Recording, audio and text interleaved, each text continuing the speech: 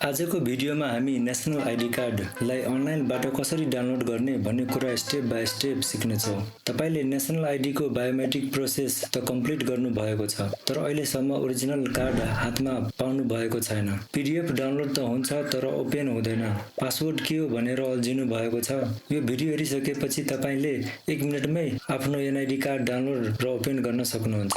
त्यसैले video skip नगरी अन्त्यसम्म हेर्नुहोला र च्यानलमा नयाँ हुनुहुन्छ भने च्यानल सब्स्क्राइब गरेर सपोर्ट गर्नुहोला। सबैभन्दा पहिला ब्राउजर ओपन गर्नुहोला। एड्रेस बारमा citizenportal.donidcr.gov.np लेख्नुहोला अथवा गुगलमा एनआइडी कार्ड डाउनलोड नेपाल टाइप गरेर सर्च गर्नुभयो भने नेसनल आइडी सम्बन्धी रिजल्टहरू देख्न सक्नुहुन्छ।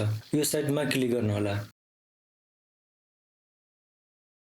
साइट ओपन भएपछि साइडमा ल्याङ्ग्वेज अप्सन देख्न सक्नुहुन्छ।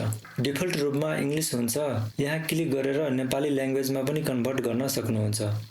म अहिले इङ्ग्लिश भर्सन नै राखेँ। यहाँ फर्म देख्नुहुन्छ। यो फर्ममा मागेको इन्फर्मेसन एक गरेर भर्नु पर्ने हुन्छ।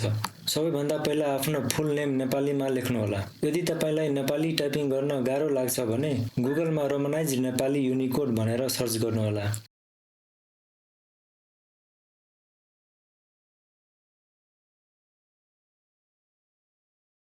यस किसिमको रिजल्ट आउँछ। तपाईँ यो साइटमा जानुहोला। यहाँ इङ्ग्लिसमा नाम टाइप गर्नुभयो भने नेपालीमा कन्भर्ट गरिदिन्छ। करेक्ट भएपछि कपी गरेर यहाँ पेस्ट गर्नुहोला।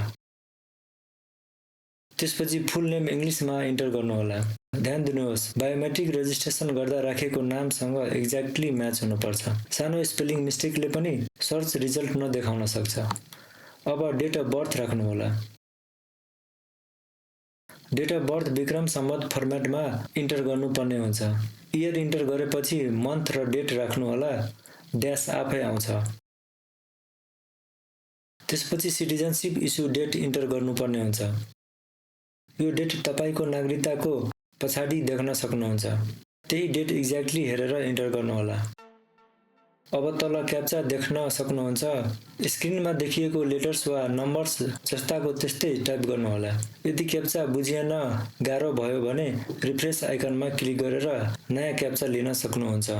सबै डिटेल्स भेरिफाई गरिसकेपछि सर्च बटनमा क्लिक गर्नुहोला। सर्चमा क्लिक गरेपछि यस्तै पेज ओपन हुन्छ। त्यसपछि तपाईको मोबाइल नम्बरमा 6 डिजिट ओटिपी कोड म्यासेज मार्फत पठाइन्छ। ओटिपी आउन थोरै समय लाग्न सक्छ। ओटिपी कुन मोबाइल नम्बरमा आउने हो भन्ने थाहा छैन भने यहाँ देखिएको लास्ट केही डिजिट हेरेर सजिलै थाहा पाउन सक्नुहुन्छ। ओटिपी आएन भने के गर्ने? सबैभन्दा पहिला रिसेन्ड ओटिपीमा क्लिक गर्नुहोला। त्यसपछि फेरि ओटिपी पठाउँछ। तपाईको मोबाइलमा यस्तै म्यासेज आउँछ। त्यसमा रहेको 6 डिजिट ओटिपी कोड यहाँ इन्टर गर्नुहोला। अनि ओटिपी भेरिफाई बटनमा क्लिक गर्नुहोला।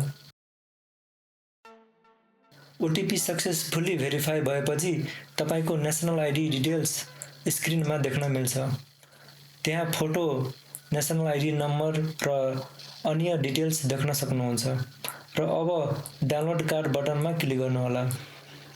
केही सेकेन्डपछि पासवर्ड प्रोटेक्टेड पीडीएफ डाउनलोड हुन्छ। डाउनलोड भएको पीडीएफ ओपन गर्नुहोला। पीडीएफ ओपन गर्न यहाँ क्लिक गरेर गर्न सक्नुहुन्छ अथवा 3 डटमा क्लिक गरेर डाउनलोड्समा क्लिक गरेर फाइल्समा क्लिक गरेपछि पीडीएफ ओपन हुन्छ। पीडीएफ पासवर्ड के हो? धेरैजना यही स्टेपमा अल्झिनुहुन्छ। पीडीएफ डाउनलोड त हुन्छ तर ओपन हुँदैन, किनभने यो पासवर्ड प्रोटेक्टेड पीडीएफ हो। पासवर्डको फर्मेट एकदमै सिम्पल छ।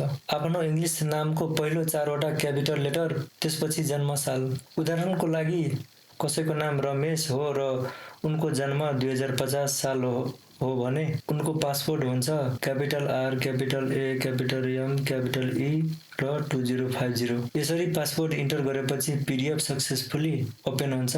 अब तपाईले यो पीडीएफ सेभ गर्न, प्रिन्ट गर्न वा फ्युचर युजको लागि सेक्युर राख्न सक्नुहुन्छ। स्क्रिनशट पनि राख्न सक्नुहुन्छ, जसको कारण बारम्बार पासवर्ड इन्टर गरिराख्न पर्दैन। इम्पोर्टेन्ट टिप्स: नाम रेजिस्ट्रेसन रेकर्डसँग एक्ज्याक्टली म्याच हुनुपर्छ। डेट अफ बर्थ र citizenship issue date carefully enter गर्नुहोला। ओटिपी आउने मोबाइल नम्बर एक्टिभ हुनुपर्छ। पीडीएफ पासवर्डमा इङ्ग्लिस नामको पहिलो 4 क्यापिटल लेटर र जन्मसाल युज हुन्छ। यदि धेरैचोटि ट्राई गर्दा पनि ओटिपी आउँदैन भने तपाईको मोबाइल नम्बर नेसनल आइडीसँग लिङ्क नभएको हुन सक्छ। यस्तो अवस्थामा नजिकैको नेसनल आइडी रेजिस्ट्रेसन सेन्टरमा गएर मोबाइल नम्बर अपडेट गर्न सक्नुहुन्छ। आशा छ यो भिडियोबाट तपाईले आफ्नो नेसनल आइडी कार्ड सजिलै डाउनलोड गर्न सिक्नुभयो। यदि यो भिडियो हेल्पफुल लाग्यो भने लाइक र शेयर गर्नुहोला र डाउनलोड गर्ने बेला कुनै पनि समस्या आयो भने कमेन्टमा अवश्य लेख्नुहोला। Thank you for watching. See you in the next video.